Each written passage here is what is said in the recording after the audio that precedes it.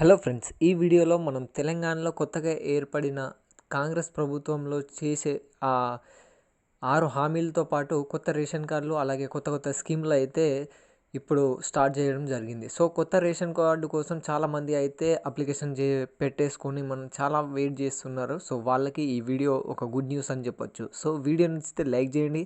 అలాగే మీకు family friends గిట్లా ఎవరైనా గ్రూప్స్ గిట్లా ఎవరైనా ఉంటే వాళ్ళకు షేర్ చేయండి. వాళ్ళకు ఈ ఇన్ఫర్మేషన్ కొద్దిగా ఇంపార్టెంట్ అని చెప్పవచ్చు. సో వీడియోలో వెళ్ళిపోదాము.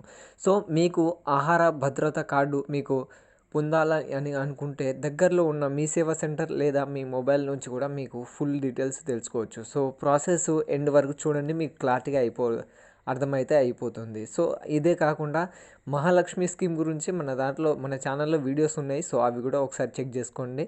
సో వీడియోలో వెళ్ళిపోదాం. సో మనము కొత్త రేషన్ కార్డు కోసము నేనైతే సెర్చ్ చేశాను అన్నట్టు. సో రీసెర్చ్ చేసేయడం దాని తర్వాత మనకు ఒక అప్లికేషన్ పీడిఎఫ్ అయితే నాకు ఓపెన్ అయింది అన్నట్టు. సో అందులో ఏముందంటే ఎలిజిబిలిటీ అంటే యాక్చువల్గా మనకు కావాల్సిన ఈ డాక్యుమెంట్స్, అలాగే కావాల్సిన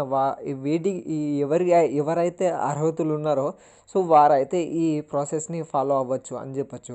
సో మరి కొత్త రేషన్ కార్డ్ని ఎలా అప్లై చేయాలని చెప్పేసి ఇందులో పీడిఎఫ్లో అయితే వాళ్ళు ప్రొవైడ్ చేశారన్నట్టు గవర్నమెంట్ వాళ్ళు.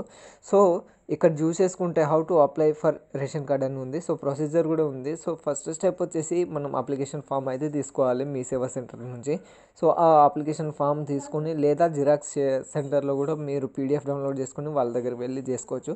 సో సెకండ్ స్టెప్ వచ్చేసి మీరు డిఫరెంట్ టైప్ ఆఫ్ ఫామ్స్ ఉంటాయి. సో ఆ ఫామ్స్ మీరు డైరెక్ట్గా మీ సేవ నుంచి కూడా తీసుకోవచ్చు, పీడిఎఫ్ కూడా డౌన్లోడ్ చేసుకోవచ్చు. సో థర్డ్ వచ్చేసి మనం సివిల్ సప్లై డిపార్ట్మెంట్ నుంచి కూడా ఆప్షన్ కూడా ఉంటుంది. సో అక్కడ వెళ్ళి కూడా మీరు డైరెక్ట్గా అప్లికేషన్ ఫామ్ కూడా నింపి అక్కడ ఇవ్వచ్చు. సో అదంతా కాకుండా మనం మీ సేవ అయితే బెటర్ అని చెప్పచ్చు. సో అక్కడ వెళ్ళిన తర్వాత మనకు ఒరిజినల్లో రెసిడెన్షియల్ ప్రూఫ్ ఉండాలి, అలాగే ఐడెంటిటీ ప్రూఫ్ ఆధార్ కార్డు ఉండాలి, అలాగే పాస్ ఫోటో సైజ్ అనేది ఉండాలి. సో ఆ అప్లికేషన్కి ఫిల్అప్ చేసి ఉండాలి.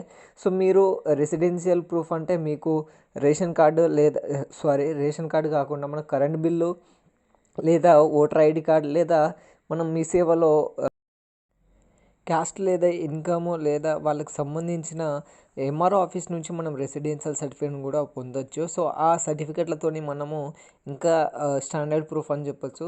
నాకు తెలిసి ఓటర్ ఐడి కార్డు కంటే ఎక్కువ స్టాండర్డ్ ప్రూఫ్ అనేది ఏం కాదండి. కరెంట్ బిల్లు లేదా ఇంటి పన్ను కూడా కట్టుకోవచ్చు. సో ఇవి మీరు ప్రూఫ్గా పెట్టుకొని అప్లై అయితే చేసుకోండి. వీడియోని